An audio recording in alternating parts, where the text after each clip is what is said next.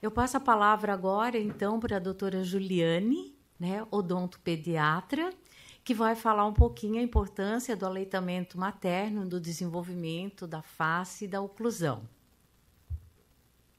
Bom dia a todas, que eu não dei também, né? Então, meu nome é Juliane Henriques, eu sou odontopediatra. Eu atuo desde alguns aninhos, quase 30. Na verdade, eu atuo menos no início da minha carreira, porque, como a maioria aqui, sou mãe, né? E me dediquei bastante à família, aos meus filhos, enfim, no início da minha vida profissional. Mas eu queria começar falando um pouquinho a respeito do testemunho, né, da Fernanda, né, Fernanda, e da Raquel. Achei assim excelente. Eu acho que vocês que trabalham, né, com um público maior precisa dessa empatia mesmo, precisa de pessoas assim que têm essa ternura ao falar, né, para poder acolher realmente essa pessoa que está ali, né, essa mulher que está ali. E acolhendo bem, ela vai conseguir transmitir essa tranquilidade para o filho, né, para a filha que ela está tendo e amamentando, né? E assim, muitas vezes o que pode tornar a amamentação difícil é também a própria anatomia da criança. Isso que eu vou falar mais experiência clínica, na verdade, né? Talvez até tenha algum tipo de artigo, mas eu desconheço. Mas a anatomia é certo, tá? Mas isso é uma coisa, vivência minha, que pode acrescentar ou não. Quando o bebê nasce, ele já intrauterino, a nossa anatomia é de distoclusão. O que é isso? O queixinho bem mais para dentro, né? Justamente para ele poder estar lá dentro do útero, né? Então, assim, essa parte fica bem mais para dentro. Então, a mandíbula é bem mais para dentro, classe 2, que a gente chama, né? Conforme ele vai nascendo, isso também é assim para poder passar no canal vaginal, né? Então, tudo é fisiológico, né? Conforme ele vai amamentando, a força muscular que ele vai fazendo vai trazendo essa mandíbula para frente, né? E vai fazendo uma musculação mesmo, uma academia para os músculos da face. Talvez ele estivesse com a mandíbula mais para trás mesmo, mais para trás ainda, que para ele fosse mais difícil fazer a pega, né? Então, assim, na época, talvez ninguém te informasse exatamente de como era a pega, como não era, né? E, assim, a pressão que ele tem que fazer ali ou não. Muitas crianças não conseguem fazer a pega bem certinho e eles acabam fazendo a pressão com a musculatura para dentro aqui, em vez de encher. Então, isso vai escapando, o lábio não fica selado, a língua não fica na posição correta. Então, muita coisa assim pode ter acontecido, né? E cada pessoa é individual, Às vezes, assim, né, na tua ânsia de querer amamentar tanto também, aquilo que não foi possível, tu começou a se culpar mais ainda, né? Mais, vendo aquilo, assim, mas é muito individual. Tanto que a criança também é individual, né? Então, o fator exato, a gente não tem como saber. Não vai saber nunca, né? Assim, difícil saber exatamente. Mas existem várias coisas que impactam, né? Eu acredito que o menos foi teu, porque você tinha o leite, né? Tava o leite ali, tinha tudo ali. E eu acho que foi alguma coisa mais do bebê mesmo. E, claro, os dois a mesma coisa? Não, é porque tu já tinha uma experiência antes. E tu já foi com aquela experiência incutida em ti. Então, assim, tudo que aconteceu depois já tinha um fator, né, que ia. Então, assim, partindo desse princípio de que o nosso sistema estomatognático, ele não está desenvolvido como deve ser. A amamentação vai trazer isso. Quando o seio materno, né, o bico do peito, entra na cavidade oral, ele faz um formato específico dentro. Eu até tinha algumas imagens e acabei não trazendo, né? E esse formato específico faz com que a língua se posicione mais anterior e faça o vedamento, o selamento labial todo. A língua se posicionando mais anteriormente, ele proporciona a deglutição melhor. Porque se a língua fica para trás, ela está muito perto da epiglote e a laringe, nessa época, até uns 3, 4 meses de idade, mais ou menos, ela é mais alta.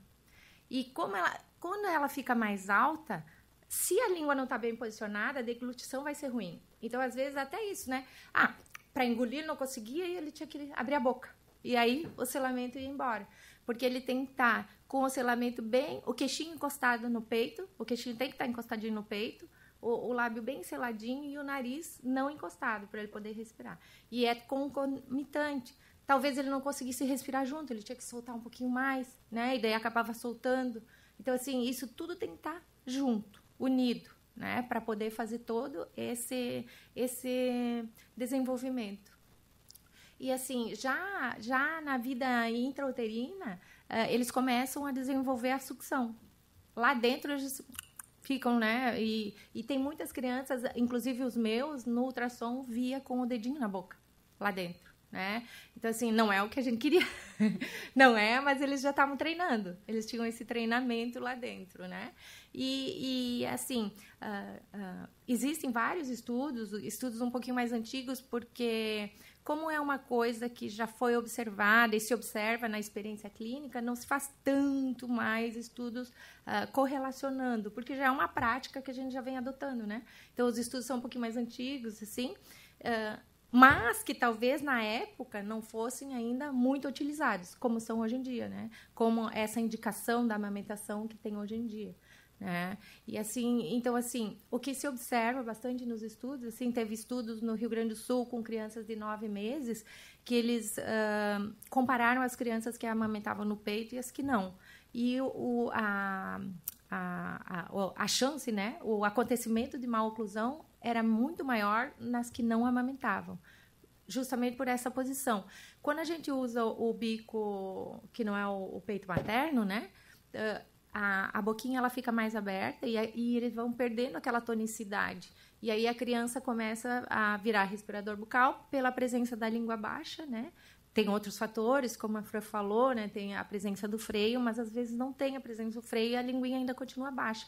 É porque precisa respirar pela boca. E todo o tônus muscular vai ficando pequeno, baixo, né? A pessoa não consegue mais manter aquela linguinha lá. Então, existem vários exercícios, né, que a fono faz. É uma musculação mesmo para a língua, para ela levantar, para conseguir deglutir. Quer falar?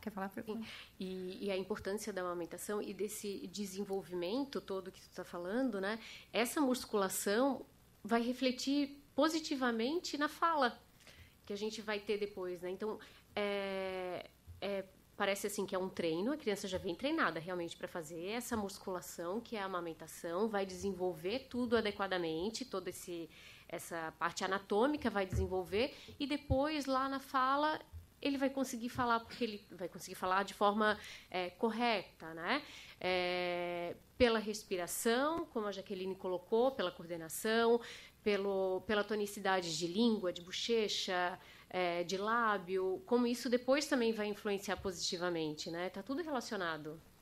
É tudo relacionado e multidisciplinar, né? Então, assim, vocês, né, que trabalham nessa área, que conseguem atender uma demanda grande, é muito importante fazer esse trabalho multidisciplinar. E eu acho, nossa, fiquei bem impactada também com a tua apresentação e com o que vocês estão fazendo, né? Enfim. E assim, olha, o bebê, ele faz normalmente de 5 a 30 sucções por minuto, né, na mamada. Então, se ele não conseguiu pegar direito, ele não vai fazer essa. Então, isso já vai começando ou ele faz mais e não consegue mamar e ele fica muito cansado e acaba desistindo também, né? Cansa, dorme, enfim, né? E vai acontecendo isso. Então, assim, a respiração, a amamentação, ela promove a respiração nasal. Porque, assim, mesmo que ele tenha um pouquinho de dificuldade no início, assim, por uma respiração, claro que ele não pode ter um problema mecânico ali que esteja impedindo a respiração nasal, ela promove, porque vai estar com a boquinha fechada e ele só vai conseguir respirar pelo nariz. Então, ele vai promover essa respiração nasal também, né? Então, isso é impactante na formação da face. Se a gente não tem a formação nasal, o terço médio da face, ele não cresce adequadamente. Então, precisa dessa respiração para ter harmonia facial. O terço inferior, ele não cresce, não desenvolve bem também, se a mandíbula ela não estiver na posição correta. Então, a amamentação proporciona isso, o desenvolvimento da face harmonicamente, né, de todos os terços da face. Então, às vezes a gente vê assim, tem uma pessoa que ela é um pouquinho mais para dentro aqui. É porque não desenvolveu o terço médio da face, que é esse terço aqui, né? Ah, a mandíbula tá mais protruída ou tá mais retruída. Não desenvolveu corretamente. Não estou dizendo que foi a amamentação em si, mas ela é uma das coisas que pode contribuir. É um fator contribuinte. Isso, contribui ou não, né? E justamente a gente estava conversando sobre isso no início, né? Como eu falei, eu amamentei os dois, mas agora eu estou conversando com a odontopediatra para saber o porquê que não está desenvolvendo de forma adequada o terço médio dele, né? E amamentou e mesmo assim está com alguma alteração. Então, claro que conta muito essa questão anatômica, né? E vou puxar aqui um outro assunto da interferência da mamadeira na facilitação que a gente dá para o bebê. Então, aquela força que o bebê fazia, que ele vai ter que fazer no peito da mãe, com certeza não é a mesma que ele faz na mamadeira. E a gente ainda tem aquela história de, vamos aumentar o furo, né? Aí eu falo para as mães assim, mas a gente não consegue aumentar o furo do seio. Então, não dá para facilitar a amamentação no seio. Como interfere usar a mamadeira, já te cortando mais ou menos, Não, né? mas fica à vontade. É ótimo que a gente vai trocando ideias, né? Sim. Então, assim, na verdade, assim, se, por exemplo, né, no teu caso, não tivesse amamentado, o problema seria muito maior, né? Então, não é a solução para tudo, porque existem outros fatores. Só que o problema diminui, né? E, assim, tudo que você for atuar agora já teve essa primeira ortopedia, digamos assim, que eu gosto de chamar bastante, que a amamentação é o primeiro aparelho ortopédico, né, que a gente tem na vida. Então, e de Hoff, de harmonização, que hoje está tão em voga. Então, assim, ali começa a verdadeira Hoff. É ali que começa, né? Porque tudo que for precisar fazer depois é mais sutil, enfim, mais só via estética, né? Porque a função ela já vai estar determinada dali, né? Eu tenho umas colinhas aqui que eu vou olhando para ver se eu não esqueço, porque eu acabo falando muito, né? Além disso, assim, a posição da língua, ela estimula bastante o palato, o céu da boca. E esse crescimento do céu da boca vai moldar a face da criança também, né? Ela pode vir a ter, se não tiver esse desenvolvimento correto, pode vir a ter má oclusão de mordida aberta, mordida cruzada. Mordida aberta é quando não consegue fechar os dentinhos da frente, assim, né? Fica sempre abertinho. E mordida cruzada anterior, que seria a classe 3, que a gente chama, com o quietinho mais para frente, né? E mordida cruzada posterior. Às vezes até os pais não percebem logo, mas a criança tem uma mordida cruzada posterior. Muitas crianças desenvolvem essas mordidas cruzadas com o uso de chupeta. Então, assim, mais uma boa indicação da amamentação, né? Que não existe a necessidade de fazer a sucção não nutritiva. Mas, isso é bem importante falar. Desculpa.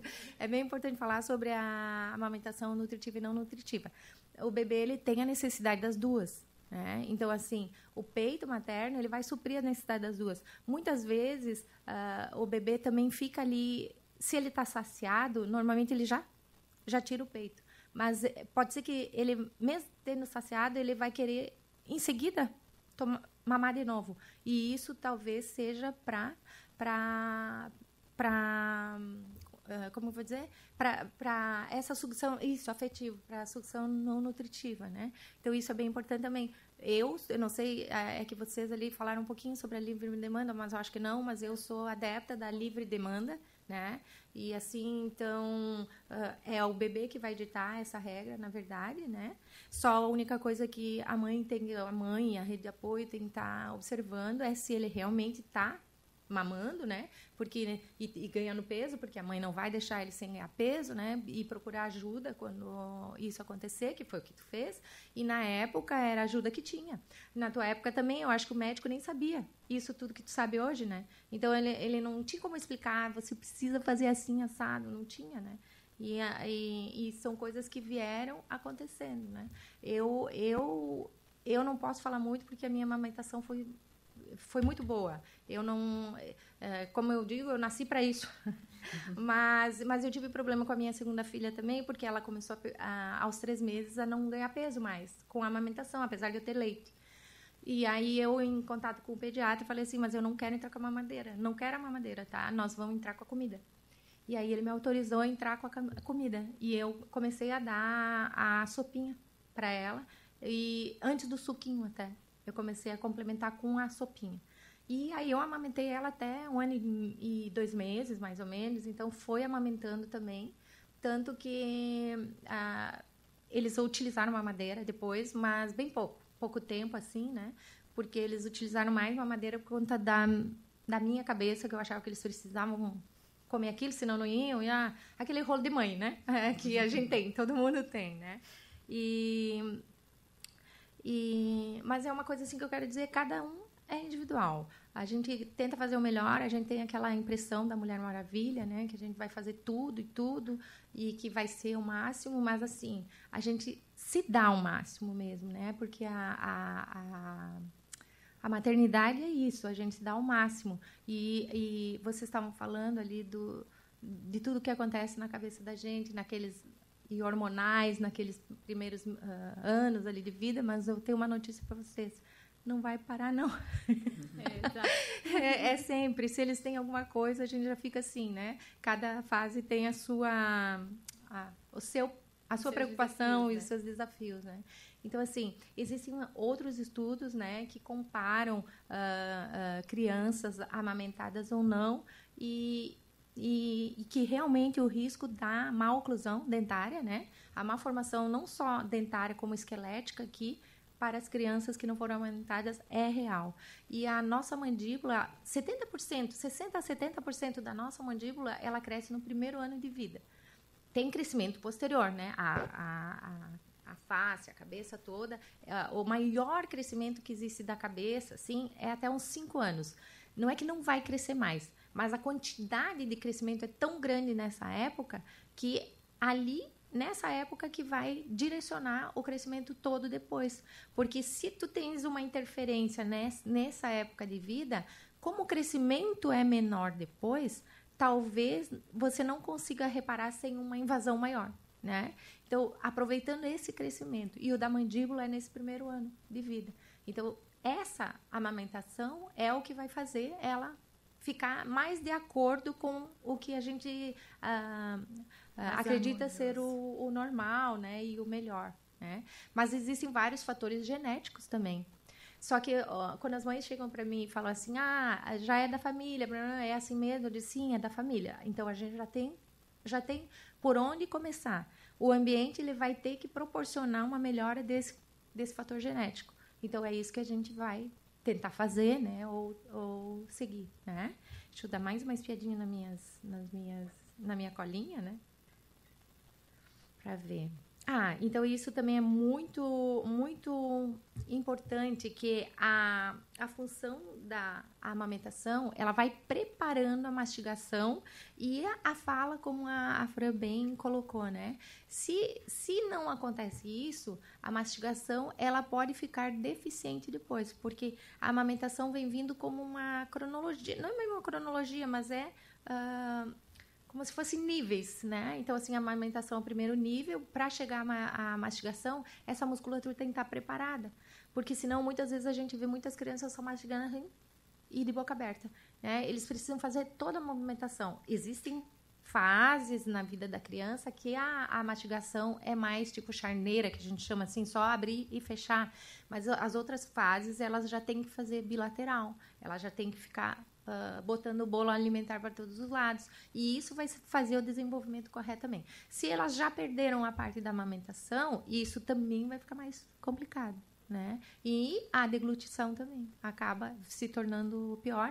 E isso tudo junto com a respiração. A gente nunca pode deixar a respiração. Seria legal numa dessas até chamar o otorrino, né? Quando fizer de novo, porque é uma coisa muito importante, precisa estar junto, né?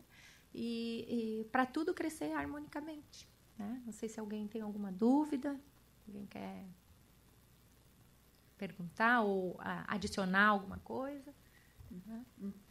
Então, o fator ficou claro, né, que o fator amamentação é super importante para o crescimento harmonioso da face, né? E isso, eu vi a importância, né? Meu marido é japonês, então, um rosto redondo, eu, um rosto estreito. E é lógico que os meus 3 filhos sofreram essa interferência, né? Então, os meninos que quase não foram amamentados e eles têm o rosto mais fino, né? Então, uma oclusão, uma arcada dentária bem japonesa, com dentes grandes, num rosto fino. Sem muito estímulo todo aí da amamentação. Com 5 anos, os dois já usavam aparelho, né? Inclusive, os dois tiveram que fazer aquele expansor do palato, tudo, porque estava bem estreito o palato, tudo. Um estava classe 3, então teve que usar aquele de segurar. Ou seja, várias questões. A menina, que daí mamou maravilhosamente, desistiu num belo dia, acordou e eu acho que ela falou, não quero mais mamar. Isso com 8 meses e eu preparada para dar de mamar eternamente, né? Com 8 meses ela acordou e disse, não quero mais mamar e nunca mais ela aceitou leite materno, nunca mais. Ela teve um desenvolvimento oclusal maravilhoso, nunca precisou de aparelho, né? Então, realmente comprova o quê? Uma boa estimulação, por mais que você tenha os fatores anatômicos, genéticos, né? Mas uma boa estimulação de toda essa musculatura que a amamentação proporciona vai ajudar, né, a diminuir, né, essa questão oclusal. É muito interessante. Porque até queria lembrar que hoje em dia a gente faz bastante a expansão lenta, né, de maxila. Então, existem outras formas de abordagem, né, para isso, que seria uma outra roda de conversa. Mas, para que as mães também não se assustem que o filho vai ter que botar aquela máscara que tinha, né, antes e que vai ter que expandir aquele céu da boca e vai ser muito traumático. Enfim, existem outras formas da gente conseguir esse desenvolvimento também. Tá? A ortopedia funcional dos maxilares, né, que é uma especialidade mais recente, mas ela já está presente há muitos anos, né, mas ela funciona bem em conjunto com a fonoaudiologia, né, o otorrino. Então, a gente tem essa visão globalizada, né, multidisciplinar, para tratar o que não correu muito certinho. E, normalmente, assim, quando se tem amamentação, quando se faz tudo direitinho, no decorrer da vida da criança, ela pode surgir uma outra interferência. Com o nascimento do dente, um dente pode estar interferindo, né? Normalmente, quando a criança amamenta, ela vai ter o espaço para o dente. Só que existem fatores genéticos, como no teu caso, né? Então, assim, não tem como botar aquele dentão naquele ossinho pequeno, né? Mas, talvez, na época, também tu poderias ter tido algum tipo de exercício para fazer com eles, né? Enfim, para ir movimentando mais, né? E movimentando mais a mastigação. E isso é uma das coisas que a gente tem que falar muito, assim, a amamentação muito ligada com a mastigação. Então, logo depois que deixa de amamentar, ali com seus de 1 ano a 2 anos, né? O ideal, o que se preconiza a amamentação exclusiva 6 meses, né? Mas se conseguir amamentar até 2 anos, é excelente, né? Mas ali, os estudos que são feitos, normalmente, pegam crianças amamentadas até 1 ano, mais ou menos, assim, né? E que o resultado sempre é favorável para a amamentação. E um adendo, Juliana, né? Juliane. Além da amamentação estimular a musculatura para mastigação, para essa, né, questão motora oral, realmente motora, ali, né, anatômica, a gente sabe hoje em dia que o leite materno tem a questão do flavor, os sabores diferentes. A criança que mama no peito, ela sente sabores diferentes, que vai facilitar também depois, na introdução da alimentação complementar, a aceitação de outros sabores e a diversificação dessa alimentação. Que a criança que mama só a fórmula, só um tipo de sabor, muitas vezes tem uma dificuldade um pouco maior. Não quer dizer que não vá conseguir, mas também tem essa facilidade. Uma coisa complementa a outra, né? Isso, a questão do risco, né? Que a gente fala assim, o risco para o bem e o risco para o mal, né? Na verdade, assim. E eu gosto de comparar com as mães assim também, né? A amamentação não quer dizer que não vai ter nenhum tipo de problema. Às vezes pode acontecer, só que o risco de ter o problema é muito menor. Da mesma forma que quando eu oriento as crianças um pouquinho mais velhas, é assim, o risco de desenvolver cárie se você utiliza o açúcar é muito maior. Não quer dizer que talvez que você utilize não vai ter, né? A criança pode não ter nada, mesmo você utilizando, tendo os outros cuidados, enfim. Mas o risco é maior. Então, se o risco existe, por que você vai concorrer para esse risco? Né? Além de todos os outros fatores de açúcar. Mas, assim, é bem importante o que ela falou. E a questão da fórmula também é que constipa mais o bebê, né? Então, são outras coisas do leite materno, mas que eu acho que a Nutri pode falar muito melhor do que eu. Então, é isso. Se alguém quiser falar mais alguma coisa. Eu falo muito ou ninguém não entendeu nada. Tá ótimo. Muito obrigada pela sua participação. E passo a palavra para a Nutri agora, que quer falar.